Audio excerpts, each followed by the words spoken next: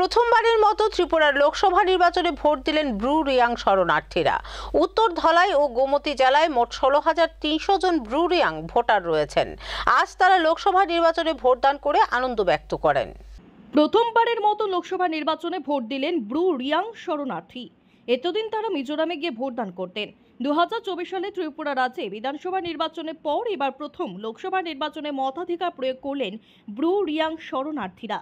উত্তর ধলাই এবং গোমতী জেলা মিলে মোট 17টি পোলিং স্টেশনে তারা ভোটদান করেন। আজ পূর্ব ত্রিপুরা লোকসভা আসনের জন্য 3টি জেলার বিভিন্ন শরণার্থী ক্যাম্পে ভোটদান করে ব্যাপক আনন্দ ব্যক্ত করেন। ধলাই জেলার আমবাসা সাব ডিভিশন এলাকায় ব্রু হাপাড়া ব্রু রিয়াং শরণার্থী ক্যাম্পে ভোটদান পর্ব চলাকালীন তাদের মধ্যে ব্যাপক উৎসাহ দেখা যায়। আসলে এটা আমার হাডুকলক ব্রু ক্যাম্প, 41st টাইম এখানের ব্রু ক্যাম্পের আমাদের ভোটাররা এবারেই প্রথম ওনারা ভোট দিচ্ছেন এই কনস্টিটুয়েন্সিতে। তো এই অ্যাসেম্বলি সেগমেন্ট, এটা 47 আমবাসা অ্যাসেম্বলি সেগমেন্ট, এটা 30 নম্বর পার্ট। তো এই পার্টে আমার 1151 ভোটার আছে।